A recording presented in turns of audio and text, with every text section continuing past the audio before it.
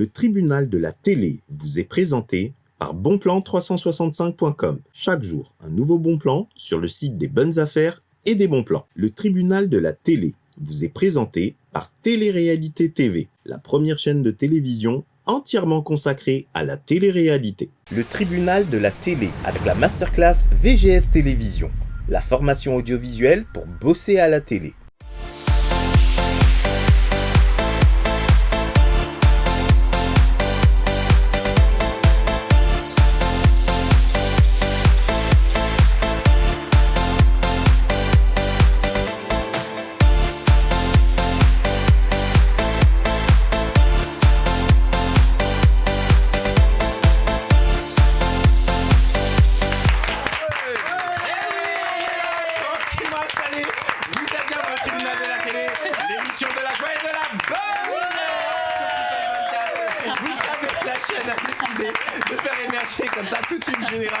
De nouveaux animateurs, chroniqueurs télé. Vous allez voir petit à petit, ils vont inonder comme ça d'autres chaînes parce qu'ils ont vraiment beaucoup de talent. Je vais pas perdre de temps, je vais vous les présenter immédiatement. Elle est là à ma droite, elle s'appelle Aniki, qu'on applaudit bien fort. Bonjour Aniki, ça va aujourd'hui? Toujours parfaitement bien. Toujours parfaitement bien. En fait, toute ma vie, ça sera bien. Bah écoutez, voilà. Vous savez, ça c'est une qualité de toujours être dans la joie et la bonne humeur. Moi, je vous applaudis, ma chère Aniki. Ça fait du bien. De l'autre côté de la table, elle est là, c'est notre amie Leïla qu'on applaudit bien fort. Bonjour Leïla. Leïla, les téléspectateurs de People 24 ont commencé à vous découvrir à la présentation de l'émission cinéma. Ça vous fait quoi comme expérience? C'est plutôt sympa. C'est une belle promotion. Ouais, c'est génial. Ça vous a fait tout drôle au départ, non? Même pas? La première fois que je me suis dit, mais c'est qui cette bombe? J'ai réalisé que c'était moi. Non, en fait, ça me plaît et voilà, quand on fait quelque chose qui nous plaît, on fait ça à fond, quoi. La chaîne a estimé que vous étiez parfaite, que vous travaillez bien. Ils ont voulu vous encourager. Il est là, lui, vous avez l'habitude de le voir, parce qu'avec son journal décalé, Vincent Roncelli, on applaudit bien fort. Vincent, il y a une question que je vous ai jamais posée. Ouais. D'où vous est arrivé? Alors oui, ils sont en train de se partager le micro parce qu'il y a un petit on joue à Céline Dion. D'où vous vient cette passion pour les infos décalées? Parce que les téléspectateurs, ils adorent votre ton. Moi, je vois les messages qu'ils envoient à la chaîne. C'est vrai. Ah oui, ils adorent votre ton sympathique, etc. Non, mais il fait le modeste et le surpris, comme s'il savait pas que les téléspectateurs l'aimaient bien. Hein, Vincent? Non, mais c'est pas forcément. Donc c'est cool, c'est bien. Non, mais en fait, moi, j'aime bien faire rire les gens, mettre de la joie, la bonne humeur, donc du coup je me dis... ce qui est paradoxal, c'est que c'est toujours de vraies infos, et c'est ça qui est extrêmement positif dans votre journal décalé. Un petit peu du piquant, des paillettes, Kevin, des paillettes, je veux mettre des paillettes dans ma vie, des paillettes dans ta vie, Kevin. Écoutez, tant mieux. La joie et la bonne humeur, elle est là. Elle s'appelle Sabrina, qu'on applaudit bien fort de l'autre côté de la table. Comment ça va, Sabrina? Ça va très bien. Bon, Sabrina, je vous ai pas vu hier. Pour vous, c'est le début de la semaine. On est mardi, le jour où on diffuse cette émission. Un jour de plus. Comment ça va, ma chère Sabrina? Très bien, week-end parfait. Ouais. Début de semaine parfait. Prêt à attaquer? J'ai vu que vous avez plein d'infos. D'ailleurs, je crois que c'est avec vous qu'on va commencer aujourd'hui, parce que vous avez une info du tonnerre qu'on va découvrir dans quelques instants. À la gauche de Sabrina, elle est là, toujours dans la joie et la bonne humeur. C'est notre amie Marie-Ève qu'on applaudit. Bien fort. Comment va Marie-Ève? Bien, ça va très bien. Alors Marie-Ève, vous êtes passée du téléachat que vous présentiez sur une chaîne qui s'appelle QVC au talk show de People 24. Qu'est-ce que vous en pensez? Et j'adore, je suis ravie. C'est un autre exercice, c'est pas tout à fait la même chose. Mais c'est un côté plus convivial. Bon, en tous les cas, nous on est ravis de vous accueillir ici, ma chère Marie-Ève, parce que vous donnez beaucoup de joie et de bonne humeur. Et ça fait extrêmement plaisir. Vous l'avez vu toute cette semaine, il est avec nous. C'est Mehdi Cousteau. Mehdi, les téléspectateurs, vous avez vu? Depuis hier, vous êtes arrivés, ils ont commencé à réagir. Vous avez votre public, Mehdi, qui vous apprécie. Vous voyez ici, vous faites l'unanimité. Oui. Ça fait plaisir en tous les cas. En tout cas, ça fait très plaisir. Quelque part, quand on fait de la musique, être aimé, c'est quand même important. Surtout sur la durée. Effectivement. On parle d'Elle demande du Zoo, qui est une chanson qui a déjà quelques années et qui met toujours la bonne humeur. Ça fait plaisir. Écoutez, la bonne humeur, c'est chez vous. Nous, c'est l'émission de la joie et de la bonne humeur. On ne pouvait que s'entendre. Vous l'avez vu, c'est la joie et la bonne humeur. C'est le tribunal de la télé. Immédiatement, c'est le sommaire et on continue. Ah là là là là. C'est parti.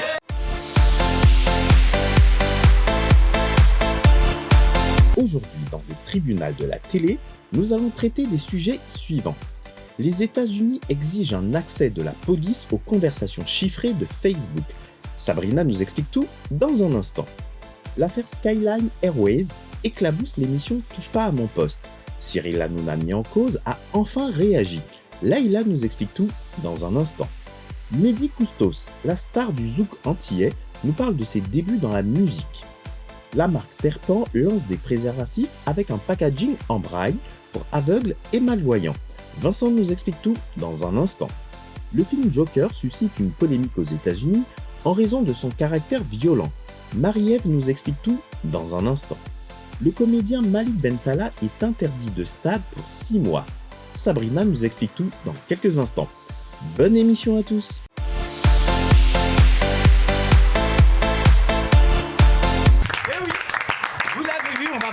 De beaucoup de sujets aujourd'hui. D'ailleurs, je vous le rappelle, chers amis téléspectateurs, s'il y a des thèmes ou des sujets que vous souhaitez qu'on aborde, c'est extrêmement simple. Vous allez du côté du site internet de la chaîne à l'adresse www.people24.tv, vous sélectionnez l'émission Le Tribunal de la télé dans la rubrique programme et vous nous dites de quoi vous voulez que l'on parle. Et nos amis chroniqueurs ici autour de la table réagiront bien évidemment à ce que vous allez nous soumettre. De la même manière, on a une nouvelle rubrique qui va arriver dans quelques temps. Eh bien, vous avez la possibilité de venir pousser un coup de cœur ou un coup de gueule sur notre plateau. On vous donnera la parole. Si vous habitez dans la région parisienne ou si vous êtes prêt à vous déplacer à Paris pour le tournage de l'émission, eh bien, on va vous accueillir. Sinon, on fera ça également par téléphone, quel que soit l'endroit d'où vous vous situez en France. On se fera un plaisir, de vous donner cette parole justement. De parole il s'agit, on va immédiatement la transmettre à notre amie Sabrina. Sabrina, merci. De quoi vous voulez nous parler à présent ? Moi du coup je voulais vous parler de Mark Zuckerberg et plus particulièrement de Facebook. Donc les autorités des USA, notamment le ministre de la Justice ainsi que plusieurs politiciens, ont demandé à Mark Zuckerberg de renoncer à son projet de chiffrement des conversations Facebook. Pourquoi ? Car notamment, il y a tout au long des années, et celle donc, de l'année dernière, en 2018, grâce à Facebook, les autorités ont pu arrêter 2500 pédophiles. Justement, donc c'était des risques extrêmes et justement grâce à l'accès aux conversations Facebook, ils ont pu en fait arrêter toutes ces personnes et c'est quand même intéressant d'avoir un accès aux conversations Facebook, notamment pour tout ce qui est attentat, tout ce qui est pédophilie et donc ça reste notamment une urgence. Mais Mark Zuckerberg pour l'instant refuse de renoncer à ce projet-là. Alors, d'abord, je vous applaudis, vous, et non pas à la news, mais vous, ma chère Sabrina, de mettre en avant ce sujet. Alors, Facebook, c'est l'éternel débat. Il y a plus de 2 milliards d'utilisateurs, près de 2 milliards d'utilisateurs, mais c'est l'éternel débat sur la sécurité des échanges et des conversations. Alors effectivement, aux États-Unis, ils ont ce fameux premier amendement qui permet à Mark Zuckerberg de dire non, moi, c'est hors de question que vous rentriez dans l'espace privé. Pour compléter votre débat, sachez que Tim Cook, le patron d'Apple, a également refusé aux autorités américaines l'accès à un téléphone portable, même s'il appartenait, je crois, à un terroriste. Ils ont refusé le déchiffrement des téléphones portables. Partant du principe de ce premier amendement qui interdit effectivement à l'État d'entrer dans la sphère strictement privée. Mais effectivement, quand vous le dites comme ça, ma chère Sabrina, pour protéger des enfants de la pédophilie, etc., bien sûr qu'on aurait tous tendance à se dire pourquoi pas. Mais moi, je voudrais tous vous entendre ici autour de la table qui serait satisfait de savoir que l'État a accès directement à vos échanges privés, Vincent. Moi, totalement. Je serais totalement pour parce que on va vous parler de Daesh. C'est comme ça qu'ils ont recruté les personnes. C'est par les réseaux sociaux, c'est en envoyant des messages, en communiquant. Donc je serais tout à fait d'accord et pour moi, il n'y aurait aucun problème. Au contraire, si on peut stopper ça vite, c'est bien que ça soit pour des réseaux de pédophilie ou de terrorisme. Alors, il y a une chose dont j'aimerais bien vous mettre un espèce de parallèle. La génération de ceux qui ont 40 ans, ce qui est mon cas, en réalité, on a été la dernière génération à connaître la liberté totale sans l'utilisation des systèmes informatisés. Quoi qu'on en dise, on ne fera plus marche en arrière. aujourd'hui, un gamin qui naît aujourd'hui, toute sa vie en réalité, il peut être fliqué par son téléphone portable, par les applications qu'il utilise, etc., etc.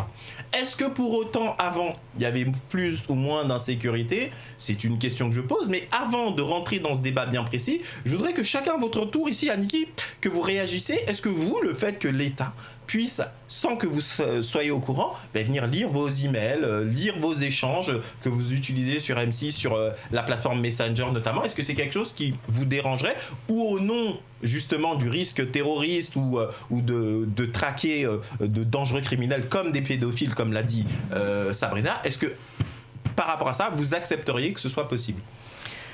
Avec une sélection. Oui, avec une sélection. Oui, mais qu'est-ce que vous entendez avec une sélection ? C'est-à-dire, moi, personnellement, pour ma vie privée, moi, j'ai pas trop rien à cacher, mais j'aimerais pas, honnêtement, d'être fliqué, de savoir. En revanche, j'ai des enfants, eux qui soient fliqués, oui, ça me poserait aucun problème. Au moins, avec ma sécurité et celle de l'État, ça fait une double sécurité, c'est beaucoup plus de protection et on va dans le bon sens. D'accord, donc voilà. vous seriez prête à accepter que l'État vienne lire vos conversations privées pour la sécurité de vos enfants, notamment. Comme les journées vont être longues. D'accord. Je pose la question, on continue notre tour de table. Leïla, vous en pensez quoi ? Moi, personnellement, je trouve que ça va trop loin. C'est bien qu'ils ont attrapé des pédophiles, des djihadistes, etc. Mais après, l'État aussi, elle veut trop rentrer dans la vie des gens. Il y en a qui, même pour des petites des conversations, ça peut être mal interprété. Parfois, on peut avoir de l'humour. Parfois, on peut parler de certaines choses, mais qui peuvent être interprétées, qui peuvent être vraiment agrandies.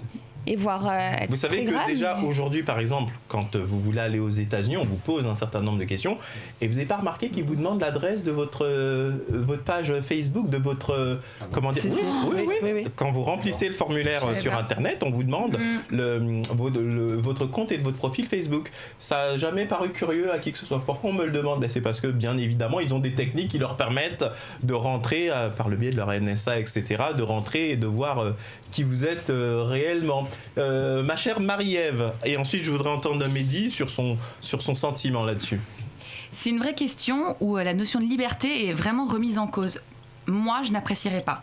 Je suis contre, j'ai rien à cacher, mais même si effectivement ça peut amener à de très bonnes choses, évidemment, traquer les pédophiles, les terroristes, ça paraît logique, mais empiéter, où est-ce que ça s'arrête ? Ça empiète sur la vie privée de chacun, et commencer par là, c'est, je pense, selon moi, un début à la remise en cause de toute la liberté, en fait. Moi, je vais vous donner mon sentiment après, mais je l'avoue, je suis pas loin de penser comme Marie-Ève. Mehdi, cette liberté qu'on chérit tous, est-ce que vous seriez prêt à la sacrifier dès lors qu'il s'agit effectivement de la protection de la société en général, ou de traquer des criminels, ou même du terrorisme ?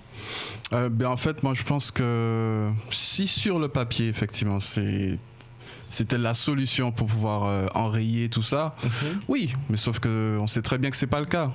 On sait très bien que ça suffit pas. On sait très bien que il y a des choses qui sont démantelées sans passer par les réseaux sociaux. Il y a plein de choses. En fait, ils disposent d'outils de surveillance des drones qu'on voit même pas dans le ciel. En fait, là, je pense que c'est vraiment ouvrir la boîte de Pandore pour la suppression de la vie privée. Et moi, même lorsque j'écris COR et que l'intelligence artificielle marque Diallement derrière, ça me dérange déjà. Donc, alors, de la rentrée.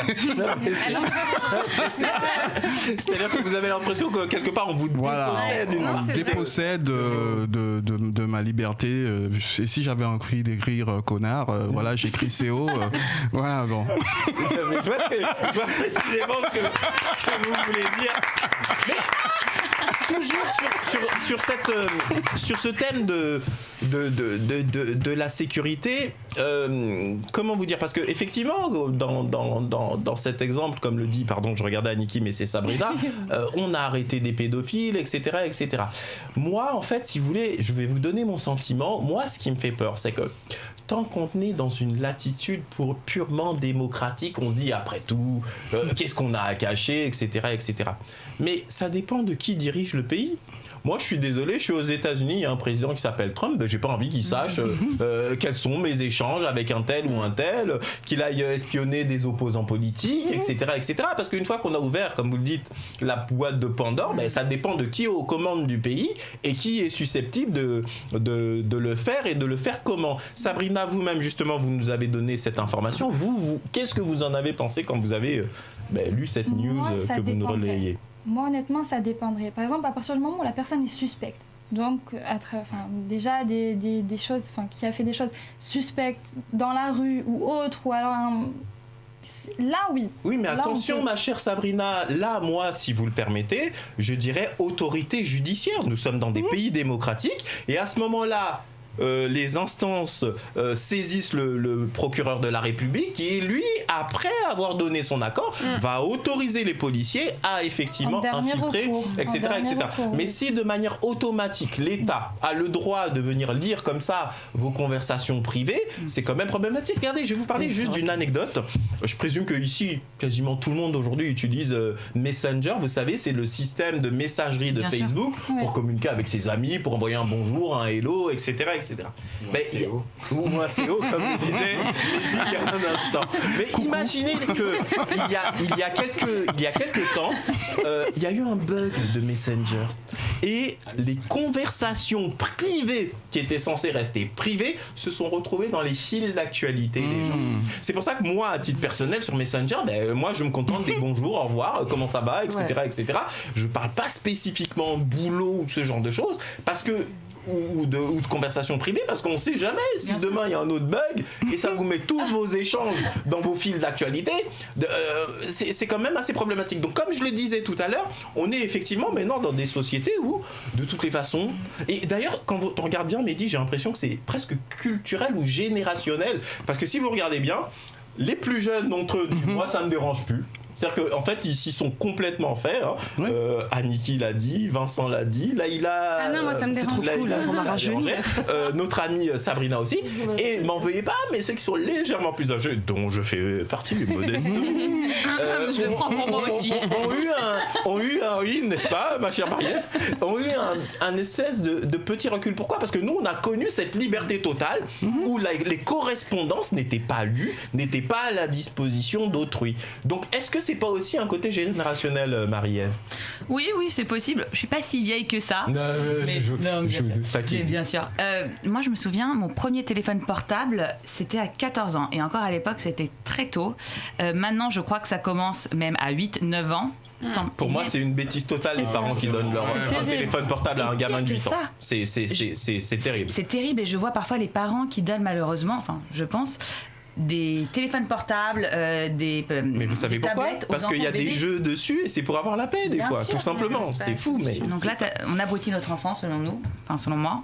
Je n'ai pas encore d'enfant, mais moi en tout cas, je sais qu'il n'y aura pas de ça à la maison. C'est surtout aussi que tant que son cerveau n'est pas pleinement constitué, c'est dangereux avec les ondes. Là, on ne sait jamais aussi des fois. Moi, c'est mon point de vue.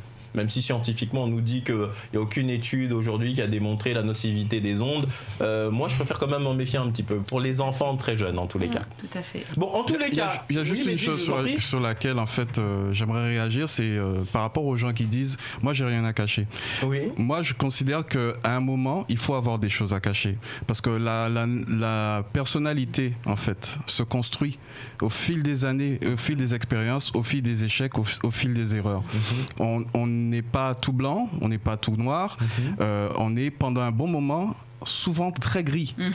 C'est vrai. Et on a besoin de cette période de gris. On a besoin de cette période de gris pour pouvoir évoluer, mûrir, avancer et justement faire le bilan de ce qu'on a été à un moment pour pouvoir en fait corriger et s'améliorer. Mais ce que vous dites là, c'est tellement vrai. Regardez par exemple les personnalités politiques qui, certaines, seraient peut-être favorables à ce type de législation. Mais quand vous regardez bien, surtout aux États-Unis, si vous avez fait une connerie dans votre jeunesse, mais vous pouvez plus être président, parce qu'en fait on va venir vous ressortir tout. L'autre fois je voyais un truc, mais qui pour nous ici, vu de France et d'Europe, il paraît ahurissant. Un gamin de 19 ans qui est sorti avec une jeune femme de 17 ans, donc ils avaient que 2 ans de différence d'âge. Mais dans le casier judiciaire aux États-Unis, il est considéré comme un pédophile. Et vous savez que là-bas, dès que vous rentrez dans le casier judiciaire, toute votre vie, ça vous suit. Et aux États-Unis, on peut vous traquer dès que vous habitez dans un quartier. C'est la loi. Les pédophiles, on peut les repérer comme ça. Donc, que ce soit des vrais pédophiles, etc. Okay, mais 19 ans, 17 ans, voyons. Enfin, je sais pas. Ouais. Et donc, ça lui arrivait quand il était gamin. Et dans sa vie d'adulte, Vincent, vous avez beau faire cette tête-là, je vous jure, c'est vrai. Et ben dans sa vie d'adulte, figurez-vous qu'il n'a pas pu avoir certains travails, etc., parce qu'il était identifié comme étant pédophile. Voilà. Alors Vincent, c'est vrai que la liberté, ok, mais dans des cas comme ça vous semble pas extrême? Moi, non, parce que je vais vous dire une chose. En fait, Vincent, faut que je vous dise, lui, il est très sévère et il est pour je suis pas sévère. Loi, non, je vais vous dire quelque chose. Mon frère avait à un moment donné travaillé pour Ça se discute avec sa compagne qui était journaliste à ce moment-là, et ils sont infiltrés justement dans les réseaux pédophiles. C'était il y a très très longtemps de ça. Genre j'avais 7 ans, 6 ans, et ça les avait marqués. Voilà, de la rue était à la présentation, et ça date d'il y a longtemps, mais on en parle encore. C'est-à-dire que c'était encore à l'époque aussi pareil, des réseaux sociaux. Donc pour moi, c'est quand même important de faire attention et de vraiment contrôler, parce qu'il y a des fous partout. Et, alors voilà. Attention Vincent, comme je le disais tout à l'heure, quand Sabrina a pris cet exemple, moi, avec l'appui de l'autorité judiciaire, mais je suis d'une sévérité absolue. Voilà. C'est-à-dire que pédophile ou pas de pédophile, moi je m'en fous qu'on lit les conversations et tout. C'est vrai que le principe tel que l'indique Mark Zuckerberg, tout comme le PDG d'Apple, c'est vrai que eux, ils sont derrière leur sacro-saint premier amendement, et eux, ils veulent rien entendre, parce qu'effectivement, même si c'est une autorité judiciaire, ils se retranchent derrière ce premier amendement et ils donnent pas accès à cela. Mais attention, au jour d'aujourd'hui, ils y ont accès, les services américains. Ils ont peur du chiffrement. L'officialisation. Effectivement, non, c'est le chiffrement plus précisément, parce qu'effectivement, comme l'a dit Sabrina, une fois que les échanges seront chiffrés, là, ce sera beaucoup plus compliqué. Sabrina, je vous redonne la parole. C'est ça. En fait, pour l'instant, c'est encore juste un projet. Voilà. Donc, ça n'a pas encore été établi, ça n'a pas encore été mis en place. La seule application qui fait ce chiffrement, c'est WhatsApp. Et c'est pour ça qu'en fait, WhatsApp a connu une montée. Donc, tout le monde maintenant, au lieu d'aller sur Messenger, se retrouve sur WhatsApp, et en fait ils veulent retirer le chiffrement aussi de WhatsApp, et en fait les autorités demandent, c'est soit vous donnez un accès, vous chiffrez, mais vous donnez, même si c'est un accès tout petit accès, ou alors du tout vous chiffrez pas du coup. Et en fait les experts en cryptologie affirment que ce n'est pas possible, c'est impénétrable et c'est vraiment chiffré, etc. Soit on a accès. Du coup, les autorités. Mais en fait, c'est l'éternel débat, et on va demander à nos amis téléspectateurs de trancher. C'est jusqu'où on est prêt à sacrifier une part de notre liberté pour la sécurité de tous. C'est l'éternel débat. D'ailleurs, je vous demande de réagir. Pour ce faire, c'est très simple. Vous allez du côté du hashtag le tribunal de la télé, ou tout simplement, vous allez du côté du site internet de la chaîne à l'adresse www.people24.tv, et vous allez dans la rubrique programme et vous nous dites ce qu'il en est. En tous les cas, j'applaudis notre amie Sabrina, parce que c'est un sujet très intéressant. Vous voyez, dans le tribunal de la télé, on parle de tout. Immédiatement, c'est un petit jingle et on continue. Vous êtes bien dans le tribunal de la télé.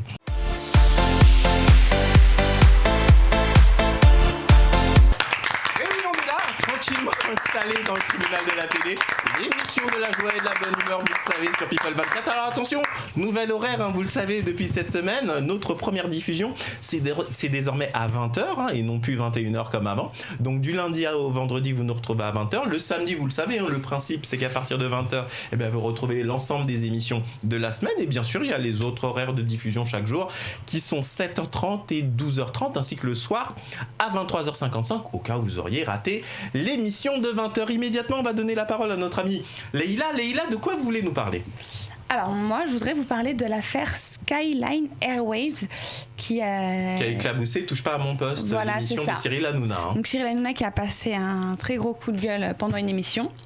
Donc cette semaine, il a invité... donc en fait, le principe, c'était il avait offert au public un voyage en Grèce, et notamment à certains chroniqueurs. Et ce qui s'est passé, c'est qu'en fait, personne n'a eu son billet d'avion. Et c'est avéré que la compagnie aérienne avec laquelle ils ont collaboré, c'était une fausse compagnie. Non mais ils n'ont pas vérifié avant. Une agence de voyage a une licence professionnelle légale minimum. Alors en fait, il suffit juste de vérifier cette licence. Parce qu'à partir du moment où une agence de voyage a une licence, que le voyage soit annulé ou pas, c'est l'assurance qui couvre tout derrière. En fait, c'était une société, on va dire, en règle. À partir du moment où administrativement, elle avait tous les papiers, tout était en règle. Et en fait, le public commençait à avoir des doutes parce qu'il voyait que c'était une société avec un capital qui avait été déposé de 1 euro, que la société était créée en mars. Donc ils ont commencé à trouver ça suspect. Et de là, ils ont commencé à s'interroger. Et en voyant justement que personne n'avait eu son billet d'avion, etc., on s'est rendu compte que c'était une compagnie qui avait quelque chose, quoi, qui avait quelque chose de pas net. Donc Cyril Hanouna avait décidé donc d'inviter le représentant de cette compagnie qui a le courage de venir à l'émission. Et soyons honnêtes, c'est courageux. voilà. Vous savez, quand il y a une escroquerie ou quoi que ce soit, les gens se défilent. Ouais. Là, moi, je n'emploie pas le terme escroquerie parce que je ne connais pas le dossier précisément, mais c'est quand même courageux de la personne mise en cause de venir à la télé sur une émission populaire pour s'expliquer. Donc il est venu, il s'est défendu en disant que si, ils allaient avoir leur billet, qu'il y avait juste un petit souci. Et en fait, cette société, c'était pas une société comme les autres. Le mec, il disait qu'en fait, il louait des avions. En gros, les gens réservaient des billets. Voilà, ils n'ont pas d'avion. Ils louent des avions. Par exemple, un avion à 10 000 euros de l'heure. Sauf qu'au final, c'est pas comme ça que ça se passe, en fait. Et du coup, ça a bugué. C'était pas possible. Il y avait pas assez de... Enfin, je sais pas comment ça s'est passé exactement. Oui, parce que donc, là, c'est... Voilà. Lui, il louait des avions. Il disait qu'en fait, voilà, c'était le système, en fait, le but, en fait, de sa société. D'accord, bref, quoi qu'il en soit, les gens n'ont pas eu leur billet. Et une fois qu'il est arrivé sur le plateau, il a promis que les gens auraient quand même... Voilà, c'est ce qu'il a dit. En même temps, Cyril Hanouna, il était très, très énervé. Il a montré son mécontentement. Et il s'est défendu comme ça.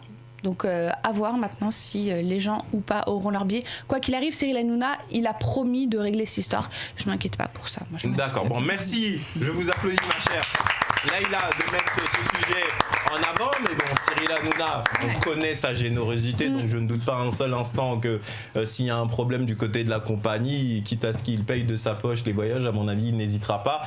Mais moi, quand même, je me dis, ces équipes, elles doivent vérifier un minimum quand même. Parce que, Vincent, vous êtes d'accord avec moi qu'une agence de voyage, déjà, 1 euro de capital pour une agence de voyage, ça peut être problématique. Mais moi, je vais vous choquer, des fois, le capital, ça veut pas forcément. C'est vrai que c'est important dans certains secteurs d'activité comme l'immobilier, la construction, il faut avoir des gros capitaux parce que ce qu'on crée est conséquent. Mais vous savez, à l'époque, les magazines de presse, par exemple, il y avait des journaux qui avaient que 1 euro de capital. Ça ne veut pas pour autant dire que les gens qui y bossaient n'étaient pas des gens sérieux ou n'avançaient pas correctement. Mais là, en l'occurrence, pour du voyage, Vincent, j'aimerais avoir votre sentiment là-dessus.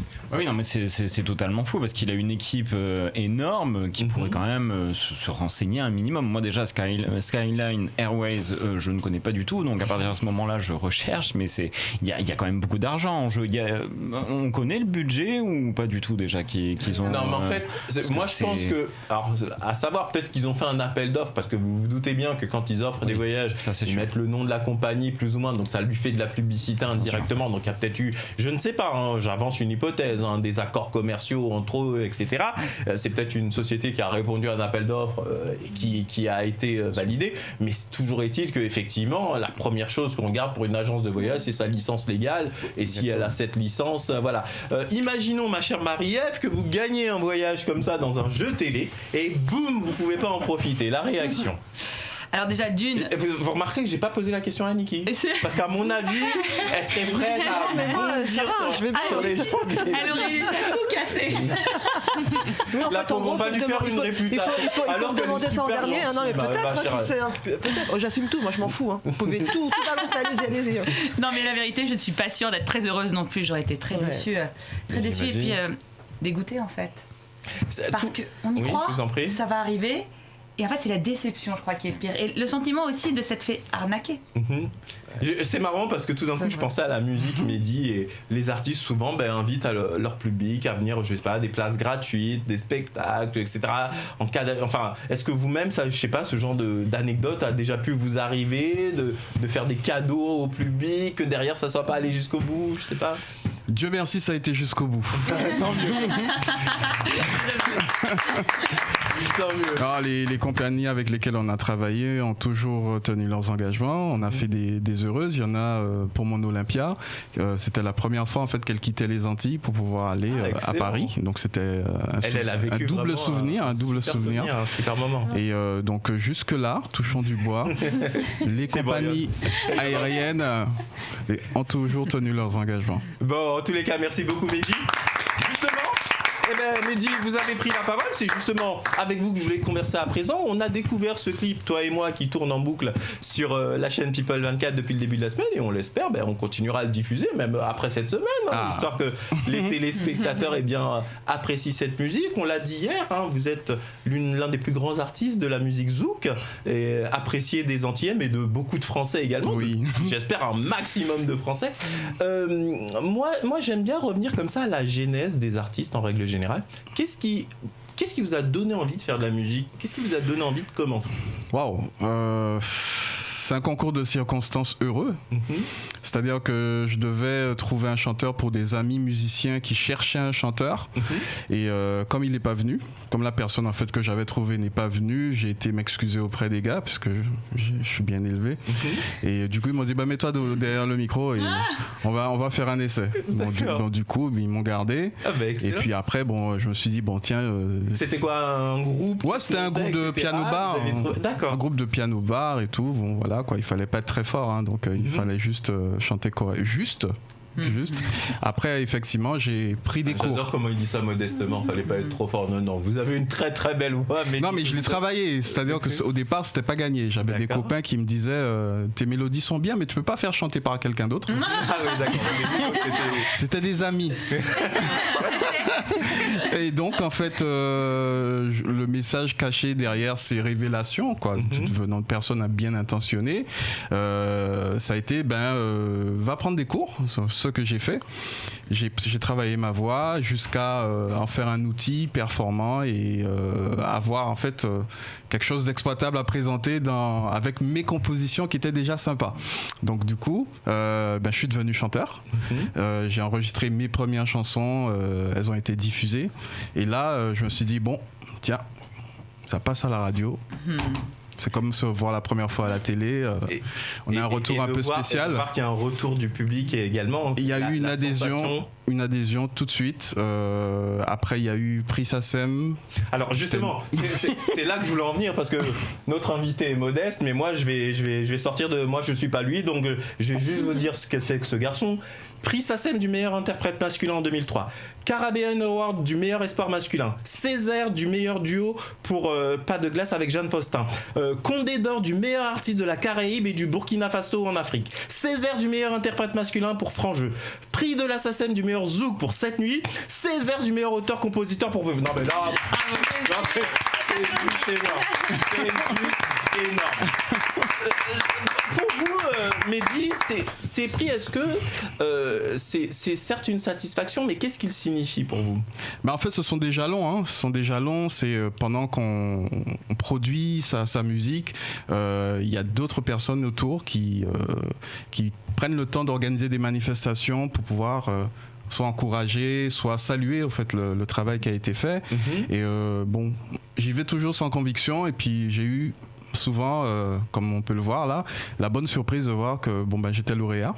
Donc j'avais pas toujours préparé mes prises de parole. Je me rappelle pour le prix SACEM, j'étais en compétition avec des gens qui m'avaient fait rêver quand j'étais adolescent. Et du coup, quand j'ai que vous êtes arrivé premier. Je me suis dit c'est bien, je suis nominé, c'est bien, c'est déjà cool. Et puis de voir qu'on m'appelle pour le prix, j'étais tout penaud. Il y a eu quelques secondes d'hésitation, c'est bien. J'étais vraiment tout penaud. Et puis après, je me suis dit merci aux professionnels, puisque la SACEM, ce sont les professionnels qui votent. Mais c'est ça qui est important, c'est-à-dire que vous avez l'adhésion du public, parce que les bandes de 10, vous avez fait un Olympia, c'est quand même pas donné à tout le monde, excusez du peu, mais effectivement cette reconnaissance des professionnels, ça c'est... Oui, quand on débute c'est bien, parce qu'on a besoin de repères, et les repères c'est forcément ceux qui sont déjà présents lorsqu'on débute, et de savoir en fait que les stars, les professionnels en fait du milieu dans lequel j'arrivais avaient voté en majorité pour moi. C'était une forme d'encouragement, une façon de me dire Mehdi, vas-y, t'es le bienvenu. Voilà. Très bien, en tous les cas, on vous applaudit. Chers amis téléspectateurs, immédiatement c'est la pub. Et juste après, c'est nos amis chroniqueurs. Je leur ai demandé de préparer une question chacun pour Mehdi. Eh bien, on va découvrir ça juste après la publicité. À tout de suite.